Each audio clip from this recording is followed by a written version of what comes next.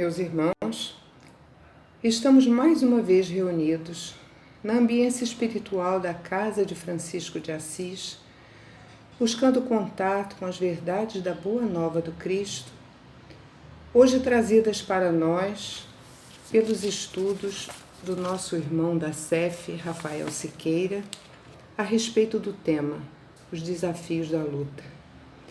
Precisamos lembrar daquela água que podemos trazer aqui para perto, a fim de que recebam os elementos necessários ao nosso refazimento, após a prece de encerramento da nossa reunião. E para que nos preparemos de mente e de espírito, vamos fazer a leitura de um texto chamado Fortaleza, do Linho Vinha de Luz, sobre uma página de Romanos, capítulo 5, versículo 3, em que Paulo diz o seguinte: sabendo que a tribulação produz fortaleza. Sobre isso nos esclarece Emmanuel. Quereis fortaleza?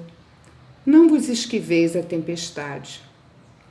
Muita gente pretende robustecer-se ao preço de rogativas para evitar o serviço áspero. Chegada a preciosa oportunidade de testemunhar a fé, internam-se os crentes, de maneira geral, pelos caminhos largos da fuga, acreditando-se em segurança. Entretanto, mais dia menos dia, surge a ocasião dolorosa em que abrem falência de si mesmos. Julgam-se então perseguidos e abandonados. Semelhantes impressões, todavia, nascem da ausência de preparo interno. Esquecem-se os imprevidentes de que a tempestade possui certas funções regeneradoras e educativas que é imprescindível não menosprezar. A tribulação é a tormenta das almas. Ninguém deveria olvidar-lhe os benefícios.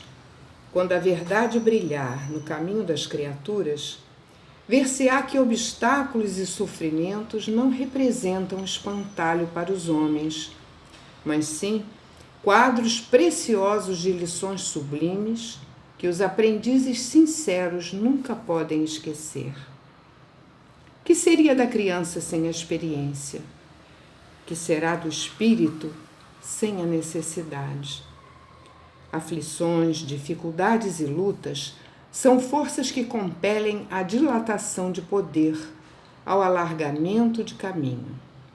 É necessário que o homem, apesar das rajadas aparentemente destruidoras do destino, se conserve de pé, desassombradamente marchando, firme, ao encontro dos sagrados objetivos da vida. Nova luz lhe felicitará então a esfera íntima, conduzindo-o desde a terra à gloriosa ressurreição no plano espiritual. Escutemos as palavras de Paulo e vivamo-las. Ai daqueles que se deitarem sob a tempestade. Os detritos projetados do monte pelas correntes do aguaceiro poderão sufocá-los, arrastando-os para o fundo do abismo. E em prece, vamos elevar ao Pai os nossos pensamentos de amor, de louvor e gratidão. Vamos pensar no Cristo, esse irmão tão querido, tão presente em nossas vidas, nos amigos espirituais da Casa de Francisco de Assis, nos nossos anjos de guarda, agradecendo sempre por tanto amparo que recebemos. E neste instante, onde tantas dificuldades nos assolam aqui na Terra, onde tantas dores acontecem, vamos pedir a Jesus que continue nos amparando com seu olhar carinhoso, amigo e paciente, que continue nos enviando os seus emissários de luz para nos ajudar, nos guiar e proteger, amparando sempre os nossos pensamentos na direção do bem. Que possamos lembrar que não estamos sozinhos, permaneça, Jesus, nos fortalecendo a fé. Que assim seja. Graças a Deus. Meus caros amigos, minhas queridas amigas, que Jesus nos guarde e nos mantenha em sua paz. Nossas palavras iniciais são gratidão e alegria. Gratidão por receber o convite de conversar com cada um de vocês pela mídia eletrônica, já que não podemos estar fisicamente juntos para poder nos abraçar, para poder nos cumprimentar. E alegria por podermos estudar o Espiritismo, podermos falar em Jesus, ainda que à distância. Recebemos o convite para, na noite de hoje, abordar um livro formidável da benfeitora Joana de Ângeles chamado Lições para a Felicidade. Num capítulo, numa página intitulada Desafios para a Luta. É sempre um desafio falar assim, um tanto quanto distante, porque não podemos ver as reações de cada um de vocês, mas é a forma que podemos fazer nesses dias e é a forma como endereçamos aos vossos corações nossas palavras, esperando que cheguem até vocês num misto de alegria, num misto de saudação e amparado pelos nossos benfeitores espirituais. Ao iniciar as suas propostas, a benfeitora Joana de Ângeles traz desde o início uma questão do Livro dos Espíritos, que é a questão 909. Quando Kardec indaga aos imortais, e eu peço permissão para ler. O homem sempre poderia vencer suas más tendências mediante seus próprios esforços? E a resposta dos espíritos se dá da seguinte forma: sim, e às vezes com pouco esforço. O que lhe falta é a vontade. Como são poucos que se esforçam entre vós.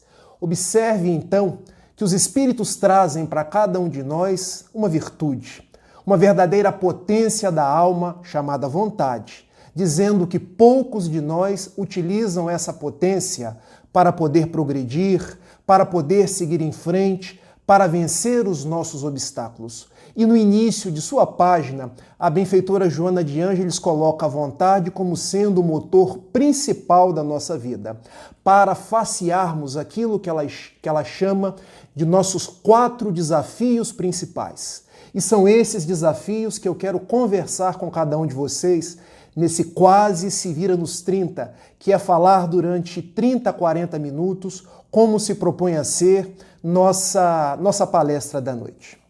O primeiro desafio é o desafio do autoconhecimento, porque cada um de nós somos espíritos imortais, criados simples e ignorantes, conforme a questão 115 do Livro dos Espíritos, e que caminhamos para a perfeição. Cada um de nós possui um imenso porão, como dizia Sigmund Freud, ou possui uma parte chamada sombra, como dizia o psicólogo suíço Carl Gustav Jung, ou os nossos vícios, as nossas arestas, aquela parte de nós que precisamos nos melhorar, que são muitas vezes o orgulho, o egoísmo e as outras vicissitudes e os outros vícios que ainda nos categorizam a existência. E dizem os bons espíritos que o meio mais prático de nós progredirmos na nossa vida e de vencermos o mal é nós conhecermos essa sombra, é nós conhecermos esse porão, é nós conhecermos esses vícios para nós, passo a passo, podermos modificá-los, podermos ir nos melhorando e poder encontrar a paz de que tanto carecemos. Observem, ninguém consegue modificar aquilo que não conhece. Ninguém consegue consertar aquilo que não é palpável, aquilo que não é tangível. Então precisamos nós, nesse primeiro grande desafio, que é o desafio do autoconhecimento, mergulhar dentro de nós mesmos, naquela parte que muitas vezes desconhecemos, outras vezes não gostamos, para aí enxergar as coisas que precisamos facear, que precisamos vivenciar, que precisamos corrigir. Notem, dizem esses mesmos psicólogos já citados, Sigmund Freud, Carl Gustav Jung, que o nosso inconsciente se assemelha à parte desconhecida, como se fosse um iceberg, onde a ponta é a parte conhecida, o que fica sobre o mar, e o desconhecido é tudo aquilo que está sob o mar, na parte de baixo. Nós então precisamos conhecer os nossos vícios para poder modificá-los. Quando então, no capítulo 17 de O Evangelho segundo o Espiritismo, Kardec vem e escreve que reconhece o verdadeiro espírita pela sua transformação moral e pelos esforços que empreende por domar as suas más tendências e as suas más inclinações, observe que existe um passo anterior a essa modificação, a essa transformação moral, porque ninguém transforma aquilo que não conhece. Então, o primeiro desafio é nós nos conhecermos, é nós nos repararmos, é nós nos compreendermos. É bem possível que essa tarefa às vezes seja dolorosa, porque enxergaremos coisas que não gostaríamos que existissem, porque enxergaremos vícios que não gostaríamos que ainda tivéssemos. Mas a proposta não é brigar contra esses vícios, porque são sentimentos, e sentimentos existem para serem sentidos. A proposta é nós conhecermos, porque conhecendo a gente pode ir vivenciando com eles e aprendendo a assimilando, ir corrigindo. Porque nós ainda temos uma multidão de vícios dentro de nós. Diz o benfeitor Emmanuel, na sua coleção Fonte Viva, que ante os nossos anseios de luz, há milênios de trevas que ainda pesam sobre nós. E nós só conseguiremos granjear essas luzes, caminhar para a paz, se conhecermos as nossas trevas interiores e poder, pouco a pouco, transformá-las em luz. Daí, a benfeitora Joana de Ângeles, nessa página notável, vem nos dizer ao coração que o primeiro passo, o primeiro grande desafio é nos conhecermos. É conhecer a nossa impaciência, é conhecer o nosso orgulho, é conhecer a nossa vaidade, é conhecer o quanto ainda agimos por impulso, é conhecer o quanto ainda somos atrabilhários no mundo, o quanto ainda desejamos as posses, desejamos as coisas materiais, porque conhecendo essas coisas, nós podemos logicar sobre elas, nós podemos assimilá-las e ir de acordo com a proposta espírita, modificando-a para uma vivência saudável, para uma vivência mais espiritualizada, para uma vivência conforme o Evangelho de Jesus. Este é o primeiro grande desafio, que se segue a um segundo grande desafio, que é o desafio de saber viver. E notem que aqui eu não vou reproduzir a música dos Titãs, que se baseia numa canção de Roberto Carlos. E se eu cantar aqui agora, vocês vão dizer assim: Rafael não precisa nem fazer palestra mais, porque o verdadeiro dom dele é cantar. Brincadeira, gente.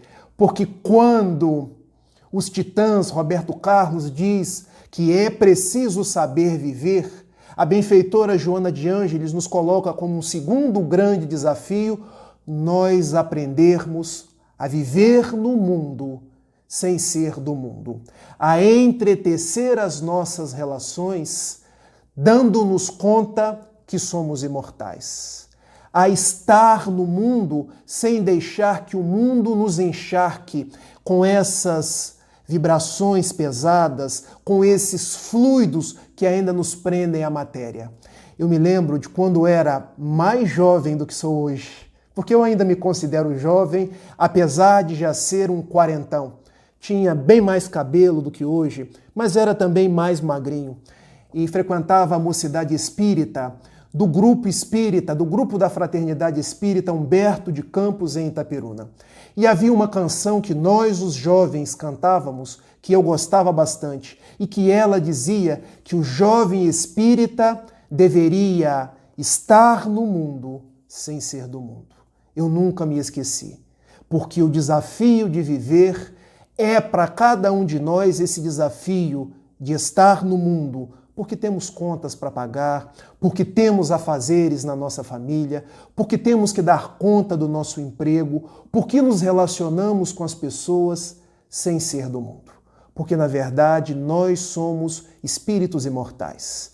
Nós somos espíritos criados simples e ignorantes e que perpassamos por experiências materiais, e não o contrário. E quando nos darmos conta desse segundo grande desafio, que é o desafio de viver, ele traz embutido uma proposta, que é a proposta de nós repensarmos a nossa imortalidade. Porque saber viver, nós que somos os espíritas, os cristãos, os espiritualistas, é o entendimento da nossa própria imortalidade. Porque observem, quando nos damos conta e passamos a viver como imortais, tudo em nós passa a ter um sabor diferente, passa a ter um colorido diferente. Nós passamos a nos relacionar com as pessoas de uma forma diferente, porque as pessoas não se tornam mais descartáveis.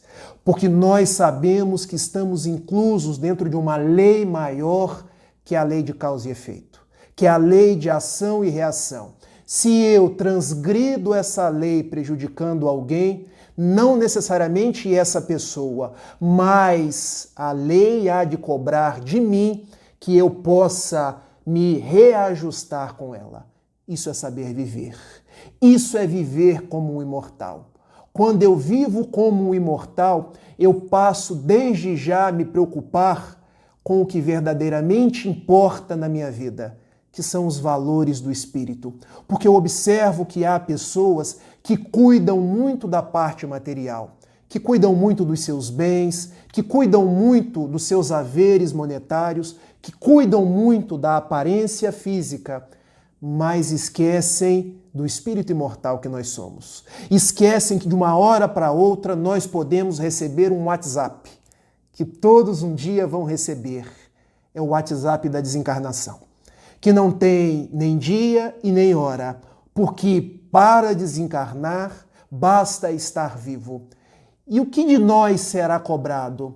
Não o que adquirimos no mundo, não a quantidade de bens que houvermos tido, mas a forma como nós vivemos, a forma como estabelecemos as nossas relações com as pessoas, o colorido que deixamos ao redor dos nossos passos, a forma como nós agimos perante a nossa comunidade, perante o nosso ambiente de trabalho, perante a nossa família. Há uma frase formidável da benfeitora Joana de Ângeles, quando ela estatui: vive de tal forma que deixe pegadas luminosas pelo caminho percorrido, para que todos, quando virem após ti, possam encontrar o rumo da felicidade ou encontrar o rumo para a paz de espírito. Então, saber viver, meus amigos, é deixar pegadas luminosas pelo caminho percorrido.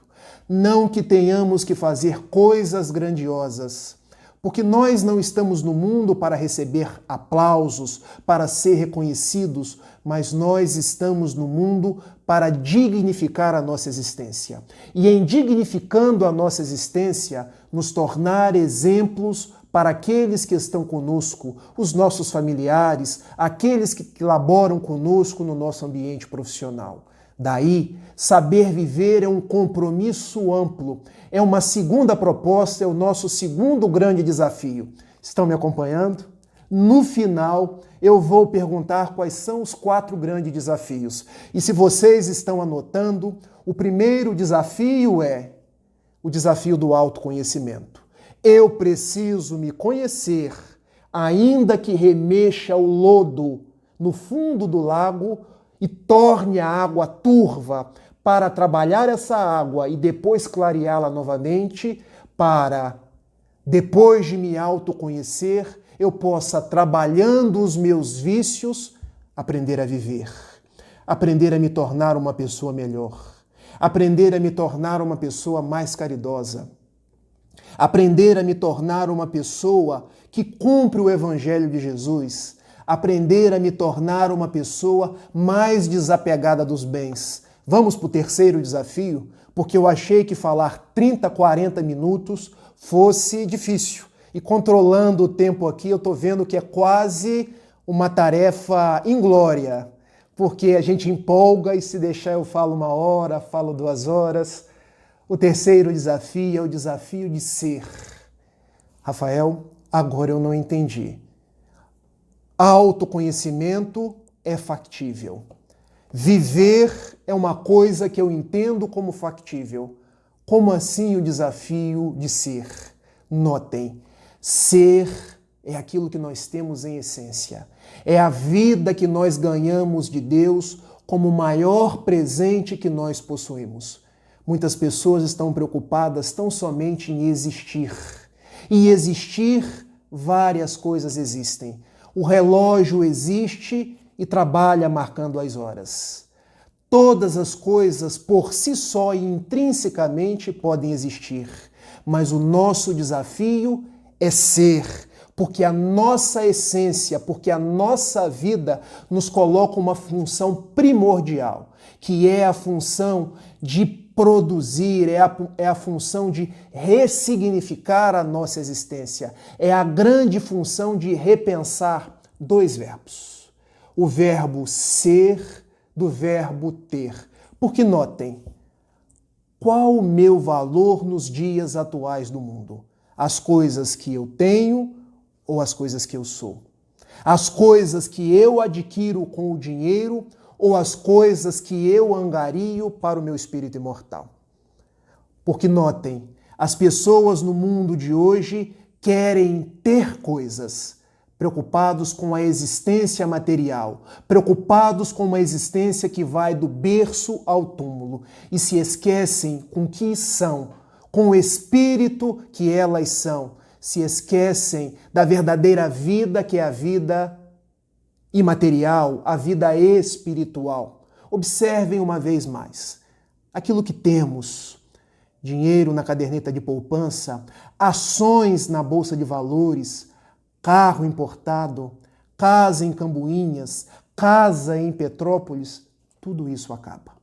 Basta um pequenino vírus, invisível ao olho humano, o coronavírus da atualidade, para que todas essas coisas que nós temos, que até então acabavam por ser o grande móvel da nossa existência, se perca. Mas aquilo que nós somos, a nossa essência, os valores que angariamos no espírito imortal, os conhecimentos que adquirimos, os amigos que fazemos, a curva de ternura com as necessidades das outras pessoas, o bem que nós podemos fazer, as lágrimas que enxugamos, os gestos de caridades que não são desta ou daquela pessoa, mas são propícios a cada um de nós.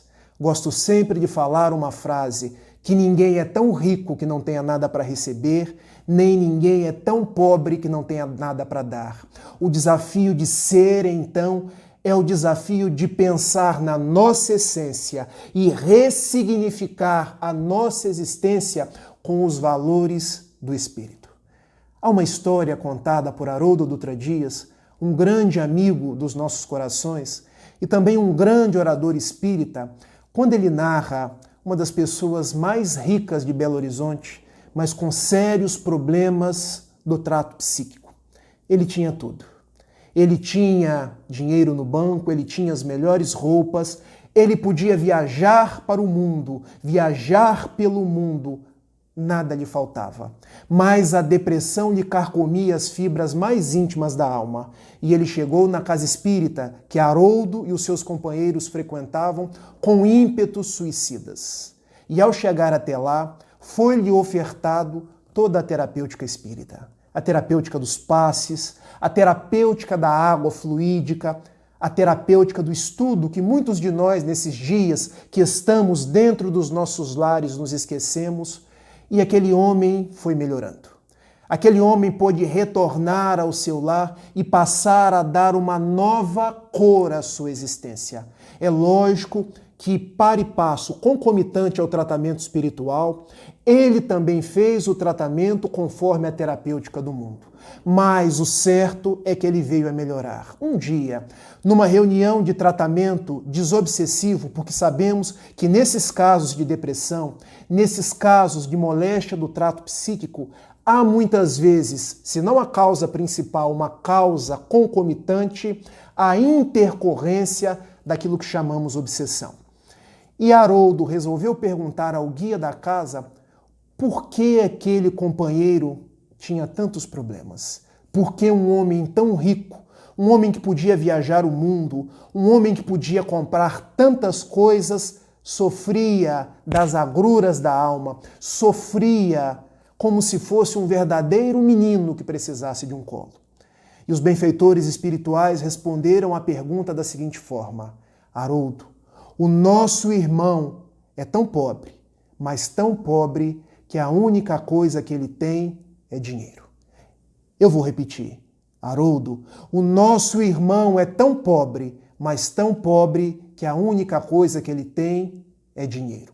Observem como nós, os espíritos no mundo, vemos as coisas. Damos muito valor àquilo que temos e pouco valor àquilo que somos. Observe como os espíritos imortais veem as mesmas coisas do mundo. Os nossos benfeitores espirituais veem muito mais aquilo que somos em detrimento daquilo que temos, porque aquilo que temos vai se dissipar. Assim como se dissipa o nosso corpo material, que teremos de deixar quando soar o WhatsApp do nosso retorno para o lar espiritual. Observe que aos olhos do mundo, todo mundo corre atrás do dinheiro. Aos olhos dos benfeitores espirituais, o homem era tão pobre, mas tão pobre que ele só tinha dinheiro. Não é um paradoxo. É porque os nossos benfeitores nos dizem que o nosso terceiro grande desafio é o desafio de ser, não o desafio de ter, porque quando somos, nós conquistamos a paz. Quando temos e não sabemos lidar com o que temos, nós perdemos a paz. Nosso quarto grande desafio, e talvez esse seja o maior desafio de cada um de nós, é o desafio de amar. Todos nós vimos ao mundo por um compromisso de amor. Todos nós reencarnamos por um compromisso de amor. E observem que o próprio Jesus, quando enunciou o seu evangelho, em várias oportunidades, como aquela constante de Mateus capítulo 22, versículos 43 e 44. Ele vos disse: Eu transformo toda a lei e os antigos profetas em 2 mandamentos: amar a Deus sobre todas as coisas e amar ao próximo como a si mesmo. E também em João capítulo 15, versículo 12, ele nos diz ao nosso coração: O meu mandamento é este, que vocês vos amem como eu vos tenho amado. O quarto desafio da criatura humana é o desafio de amar. Meus amigos, estes são os dias do coronavírus. Esses são os dias em que a pandemia se alastrou pelo mundo afora, não escolhendo o rico, não escolhendo o pobre, não escolhendo nação capitalista ou nação comunista, não escolhendo se a pessoa é protestante ou é espírita, não escolhendo se vai no bairro do Alto Leblon ou se vai no bairro da Rocinha. Talvez esse vírus seja um grande chamamento para cada um de nós, seja uma forma que Deus teve de nos colocar não numa reclusão dentro de casa, não num confinamento. Confinamento é uma palavra que depõe um peso. Vamos substituir confinamento por recolhimento. Talvez Jesus e os bons espíritos nos coloquem dentro dos nossos lares para nós repensarmos a nossa existência, repensarmos os nossos valores, repensarmos a nossa forma de agir no mundo e agir com as pessoas, porque agora tem nos sobrado tempo para pensar em nós mesmos, para pensar em como têm sido as nossas ações, para colocar a cabeça no travesseiro e pensar em quais vícios eu preciso retificar e quais aquelas virtudes que eu devo manter. Muitas vezes me passa pela cabeça que estamos dentro dos nossos lares porque o mundo se cansou de tanta atitude egoísta, de tanta atitude de orgulho, porque nós, com todos esses vícios, vínhamos perturbando a harmonia do nosso mundo, vínhamos perturbando a harmonia da relação. E não é sem razão que em a questão 785 do Livro dos Espíritos, Kardec indaga aos imortais: quais são os 2 vícios que nós devemos ter como sendo aqueles mais radicais e que nos cabe combater? E a resposta dos bons espíritos é a seguinte: o orgulho e o egoísmo. Esses são dias, então, de recolhimento dentro dos nossos lares, para que nós possamos fazer um exame de consciência do quanto temos sido egoístas. Se a farinha é pouca, o meu pirão primeiro. Do quanto temos sido orgulhosos, nos achando sempre a última Coca-Cola do deserto ou o último biscoito do pacote, e achando que todos devem estar sob o guante da nossa vontade, que a nossa palavra é a maior, que todos devem seguir conforme a batuta daquilo que nós pensamos. E agora, como uma forma de repensar tudo isso, de reestruturar nossos passos, nós estamos dentro de casa para indagar a Jesus: que queres que eu faça? Como queres, Senhor, que eu siga doravante? Quando acabar esse período de recolhimento, qual será a sua diretriz para os meus dias? E com certeza a resposta se dará por esses 4 desafios que estamos conversando. E de uma forma mais intensa se dará pelo desafio de amar. Porque nós nascemos para amar. Porque nós nascemos para estabelecer curvas de ternura para com as pessoas. E vocês poderiam me perguntar assim: Rafael, como amar? Como ser solidários nesses dias em que estamos presos dentro de casa? Esses dias são exatamente para testar a nossa fidelidade a Jesus e para nos mostrar que podemos ser amorosos, que podemos ser solidários apesar das circunstâncias. Como isso? Olha, eu nesse instante aqui estou fazendo esse vídeo para vocês. Não estou fazendo isso porque eu seja bom ou porque eu seja ruim, mas esse é um desafio para mim. Porque eu preciso esperar a minha pequenina Clara dormir, preciso esperar as pessoas aqui no prédio se acomodarem, porque senão é barulho em cima, é barulho embaixo, tudo isso para que eu possa, com alegria e com boa vontade, mandar uma mensagem de esperança para vocês. Mandar o meu sorriso, mandar o meu abraço virtual, mandar o meu desejo em Deus que vocês sejam abençoados. Não é um ato de amor, ainda que pequenino. Quando um cantor vai para as redes sociais e canta as suas canções, estabelecendo alegria para tantos que estão chorosos, tantos que estão angustiados neste momento, não é um gesto de amor. Não é um gesto de amor quando escritores enchem as redes sociais de coisas positivas, de mensagens que levantam o ânimo, quando a gente abre o Face muitas vezes e lê tanta coisa fake, quando a gente abre o WhatsApp e vê tanta mensagem ruim. Não é um ato de solidariedade quando vemos homens que vestem o capacete da fé. E o capacete da fé hoje podemos, numa metáfora, chamar daquele capacete que os médicos usam para estar 24 horas dentro do hospital tratando das vítimas do coronavírus. São ou não são gestos de amor? Porque todos nós podemos amar. Todos nós que estamos com os nossos parentes nesse instante dentro dos nossos lares. É ou não é um grande desafio para cada um de nós? Porque temos parentes que se espetam como porcos espinhos. É o momento do perdão. É o momento da reconciliação. Temos os parentes que são os invisíveis. Sabe aquele velho avô? Aquela velha avó que nós não conversamos com eles, às vezes só quando temos algum tipo de interesse. Agora estamos dentro de casa para chegar. Vovô, posso conversar com você? Vovó, vamos conversar um pouco? Sabe o filho que muitas vezes nós deixamos esquecido porque temos compromisso de manhã, compromisso de tarde, faculdade à noite, happy hour no fim de semana, academia todos os dias, o nosso filho fica esquecido. É o momento de volver os nossos olhos para Ele.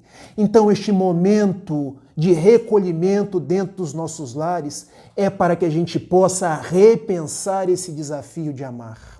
E repensar um desafio ainda maior, que é o desafio de nos vincular a Jesus. Porque notem, nós estabelecemos, conforme as propostas de Joana de Ângeles, 4 grandes desafios. Mas subjacente a esses 4 grandes desafios, há um desafio ainda maior, que é o desafio de nos ligar a Jesus e não nos perder dele jamais. Porque nesses dias de tanta correria, nesses dias em que nós andávamos como que assolados pelo tempo, como que sem saber o que fazer, porque um compromisso agora, outro compromisso depois, é a luta pela vida, nós nos esquecemos do nosso maior amigo. E agora dentro dos nossos lares nós pedimos a Ele, Jesus, permaneça conosco. Jesus, faze-nos instrumentos de Tua paz. Jesus, ampare os nossos familiares. Jesus, não deixe que eu me perca nesses 4 grandes desafios. O autoconhecimento, o desafio de viver, o desafio de ser e, sobretudo, o desafio de amar. Era essa a mensagem que eu gostaria de passar, agradecendo a paciência de cada um de vocês e estimulando-nos a ir em frente, a seguir em paz, a seguir Jesus. E na nossa oração, eu peço a Deus, o Pai de todas as horas, que permaneça conosco, com a oração psicografada por Francisco Cândido Xavier, do Espírito José Silvério Horta, quando ele assim nos diz: Pai nosso que estais nos céus, na luz dos sóis infinitos, Pai de todos os aflitos neste mundo de escarcéus, santificado, Senhor, seja o teu nome sublime, que em todo o universo exprime concórdia, ternura e amor. Venha ao nosso coração o teu reino de bondade, de paz e de claridade na estrada da redenção. Cumpra-se o teu mandamento, que não vacile nem erra, no céu como em toda a terra, ainda de lutas e de sofrimento. Evita-nos todo o mal e dá-nos o pão do caminho, feito com a luz e com o carinho do pão espiritual. Perdoa-nos, meu Senhor, os débitos escabrosos de passados tenebrosos de iniquidade e de dor. Auxilia-nos também nos sentimentos cristãos a amar os nossos irmãos que permanecem longe do bem. Com a proteção de Jesus, livra nossa alma do erro, neste mundo de desterro, distante da tua luz. E que a vossa ideal igreja, que o nosso ideal centro espírita, seja o altar da caridade, onde se cumpre em verdade o vosso infinito amor. Hoje, agora e sempre, Senhor. Muito obrigado e muita paz, meus amigos. Que assim seja.